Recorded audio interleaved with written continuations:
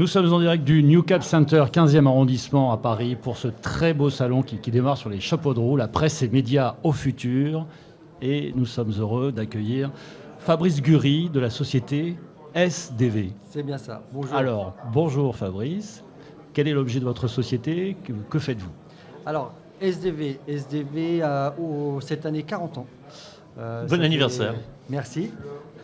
Ça fait 40 ans qu'on travaille pour la presse. On a construit avec eux un CMS. Alors, on parle de CMS. J'aime pas trop parler CMS parce que CMS, on pense tout de suite à WordPress, à Drupal. Maintenant, on va le traduire en français facile, c'est mieux. Voilà. Alors, on est profane. En français facile. Ouais. Et comme nous, on le conçoit. Nous, on le conçoit comme un écosystème de gestion et de diffusion de contenu.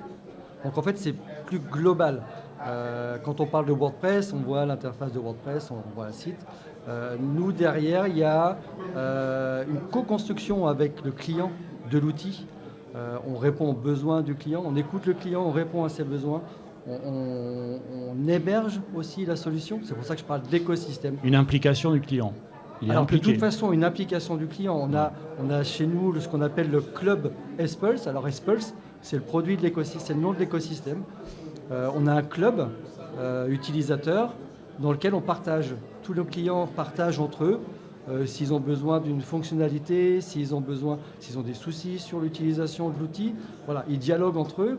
Alors ils ont beau être à Paris, à Bordeaux ou alors à Morlaix, là où sont nos clients, ils communiquent entre eux. Ils ont tous des bureaux à Paris, je les ai rencontrés là encore ce matin. Donc voilà, on a un club qui permet d'échanger, de faire évoluer le produit en fonction de leurs besoins. Voilà. Quels sont les clients aujourd'hui de SDV? Alors les clients, on travaille pour les Échos par exemple, ou pour la Dépêche du Midi, pour le Télégramme, mais aussi pour des magazines comme Histoire et Civilisation, La Vie, qui est du groupe Malésa Publications, du groupe Le Monde. Et on travaille aussi pour Cerveau et Psycho, des éditions pour la science. Une application concrète de ce que vous faites, quelque chose de très concret avec un de vos clients, comme ça on rentre direct dans le vif du sujet. Concrètement, c'est simple. On leur met à disposition un back-office dans lequel les rédacteurs, les journalistes saisissent leur contenu, enrichissent leur contenu. Et ensuite, on leur permet de diffuser le contenu sur le web, tout simplement. Voilà. Alors vous êtes un facilitateur à ce niveau-là? Un facilitateur et un accompagnateur.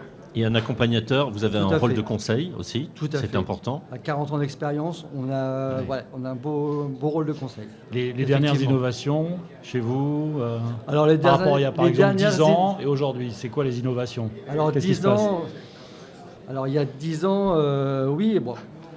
Il y a 10 ans, Espulse s'appelait Léa. Donc l'évolution, elle est là. De Léa, on passe à Espulse. Non, je dirais, on en a discuté un petit peu avant l'interview. C'était l'IA, mais voilà. L'IA est forcément au cœur de l'innovation.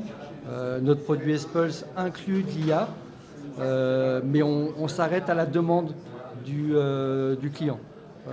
On a dans les cartons d'autres choses sur l'IA. Nous, on travaille en parallèle sur des fonctionnalités IA, mais qu'on ne met pas encore à disposition. Vous n'êtes pas laissé déborder par l'IA. Non, on ne se laisse pas déborder par l'IA. C'est éthique, c'est dans l'ADN de votre société, c'est une façon de travailler. C'est surtout, oui, c'est notre façon de travailler, c'est-à-dire que nous, on prépare des choses, mais on ne les met pas forcément à disposition du client s'il n'en a pas besoin. Gérer une rédaction, c'est compliqué. Gérer l'IA avec les rédactions, c'est compliqué. Est-ce qu'aujourd'hui, l'IA apporte une valeur ajoutée à des journalistes, selon vous? Ou au contraire, ou à défaut, c'est juste un accompagnement ou peut-être même quelque chose qu'il faut traîner derrière soi et qui ne sera pas forcément à l'arrivée optimisé? Ouais. C'est un gadget ou pas? Gadget, non, mais je vais résumer ce qu'on s'est dit avant l'interview. Il faut que ça reste pragmatique. Il faut que l'IA serve vraiment le journaliste, pas qu'il le remplace. C'est pour ça que je parlais de valeur ajoutée. Tout à fait.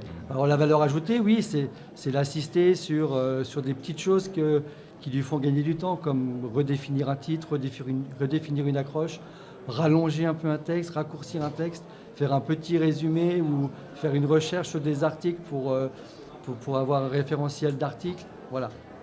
Mais évidemment, ça ne va pas se substituer au journaliste qui va rédiger tout à fait. Il faut avec surtout sa pas que plume, ça... avec son style, un article sur un sujet particulier. Tout à fait. C'est ce qui fait la force du journalisme et des journaux et des magazines. C'est la plume, c'est la façon d'écrire. L'IA n'écrira jamais comme un journaliste. Fabrice Gury, si en un mot, vous deviez qualifier cette édition de la presse et médias au futur 2025, vous diriez quoi? Alors je dirais perspective. Les médias ont encore un bel avenir. Malgré tout ce qu'on peut dire et croire, je pense que les médias et la presse ont encore un bel avenir. Merci à vous. Merci beaucoup. Merci.